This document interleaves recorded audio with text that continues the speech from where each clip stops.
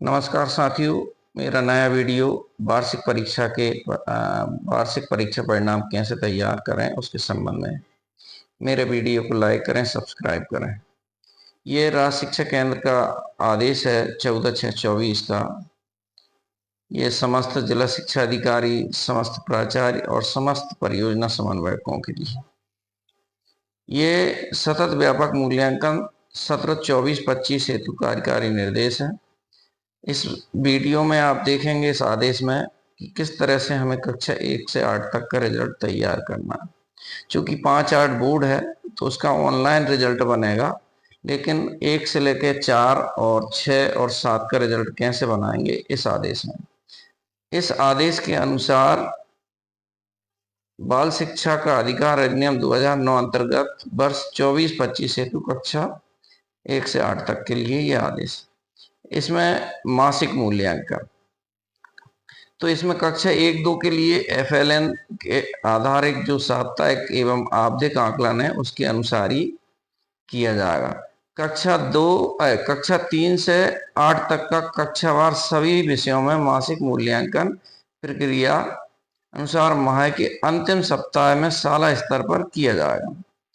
मासिक मूल्यांकन हेतु कक्षावार प्रत्येक विषय के लिए निर्धारित मासिक पाठ्यक्रम अनुसार 10-10 अंकों के लर्निंग आउटकम आधारित गुणवत्ता युक्त प्रश्न पत्र बनाए जाए। मूल्यांकन में मौखिक प्रश्नों को भी शामिल किया।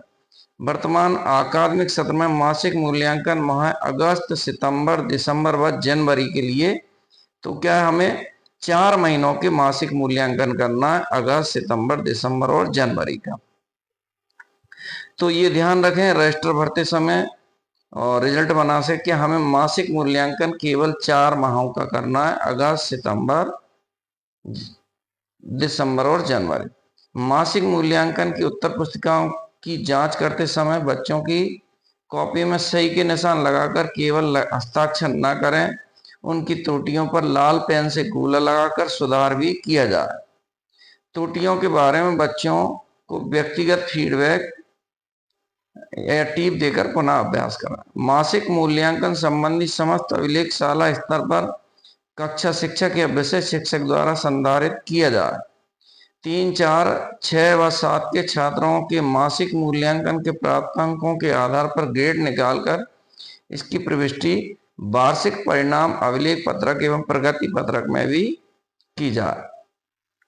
उत्तर पुस्तिकाओं का विश्लेषण, लर्निंग गैप्स का चिन्हांकन तथा विशेष शिक्षण। विषय शिक्षकों द्वारा मासिक मूल्यांकन की उत्तर पुस्तिकाओं का प्रश्नवार एवं छात्रवार विश्लेषण कर तो इनका छात्रवार विश्लेषण करना। अब अर्धवार्षिक में क्या करना, कक्षा 1 व 2 के लिए FLN आधारित आवधिक आकलन करना है ना, और पृथक से अर्धवार्षिक मूल्यांकन नहीं हुआ। कक्षा 3 से 8 हेतु शासकीय शालाओं में अर्धवार्षिक मूल्यांकन आयोजन राज्य शिक्षा केंद्र द्वारा प्रदत्त प्रश्न पत्र एवं निर्धारित समय सारणी अनुसार करा जाए। इसके विस्तृत निर्देश एवं समय सारणी यथा समय जारी होगी। वार्षिक लिखित मूल्यांकन में प्रत्येक विषय हेतु पूर्णांक 6 अंक, यानी प्रत्येक विषय में अर्धवार्षिक में 6 अंकों का होगा। इसी तरह मान्यता प्राप्त अशासकीय, शासकीय में भी ये रहेगा। अब वार्षिक मूल्यांकन जो मेन है, अब जिस पर हमको काम करना है, कक्षा 1-2 FLN अनुसार होगा। शासकीय शालाओं में कक्षा 3, 4, 6 एवं 7 के मूल्यांकन विषयों के प्रश्न पत्र निर्धारित ब्लूप्रिंट के आधार पर उपलब्ध होंगे। वार्षिक लिखित परीक्षा कक्षा 3, 4, 6 व 7 हेतु अधिकतम अंक 60 अंक एवं प्रोजेक्ट कार्य हेतु 40 अंकों का निर्धारण है। विषयवार विद्यार्थी द्वारा प्रोजेक्ट कार्य पूर्ण किए जाएंगे। प्रत्येक प्रोजेक्ट कार्य हेतु 20 अंक निर्धारित हैं, जिसका मूल्यांकन शाला स्तर पर किया जाएगा। वार्षिक लिखित परीक्षा एवं प्रोजेक्ट कार्य में छात्र को पृथक पृथक न्यूनतम 33% अंक प्राप्त करना अनिवार्य है। वार्षिक परीक्षा फल विषयवार मासिक टेस्ट अधिकतम 40 अंक का अधिभार 10 अंक, यानी जो 4 महीने के हम करेंगे अगस्त, सितंबर, दिसंबर, जनवरी का, उसका अधिकतम अधिभार होगा 10, यानी उसमें 4 का भाग देंगे। अर्धवार्षिक का होगा अधिकतम 60 अंक और जिसके अधिभार होगा 20 अंक, यानी 3 का इसमें भाग देंगे।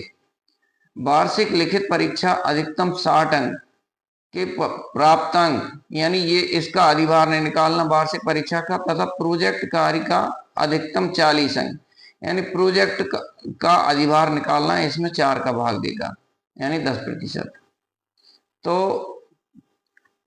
और इनका अधिभार का योग कर हम कुल योग के आधार पर विषयवार ग्रेड प्रदान करें। वार्षिक मूल्यांकन के परिणाम में ई ग्रेड प्राप्त करने वाले विषयों में विद्यार्थी का उपचारात्मक शिक्षण शाला स्तर पर करा जाए, मतलब इनके लिए आपको अलग से फिर मेहनत करना पड़ेगी ई ग्रेड के बच्चों के लिए और अपेक्षित दक्षता पूर्ण कराना होगी।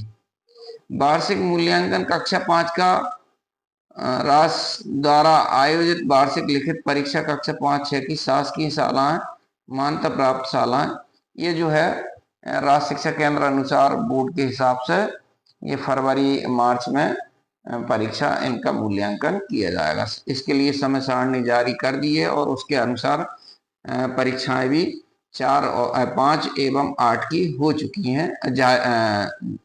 हैं, तो उनका ऑनलाइन रिजल्ट बनकर आएगा। किंतु 3, 4 और 6, 7 के लिए हमारे लिए अधिभार के आधार पर रिजल्ट तैयार करना है। इसके संबंध में मैं आगे भी वीडियो बनाऊंगा और आपको मूल्यांकन करके बताऊंगा कैसे मूल्यांकन करना है।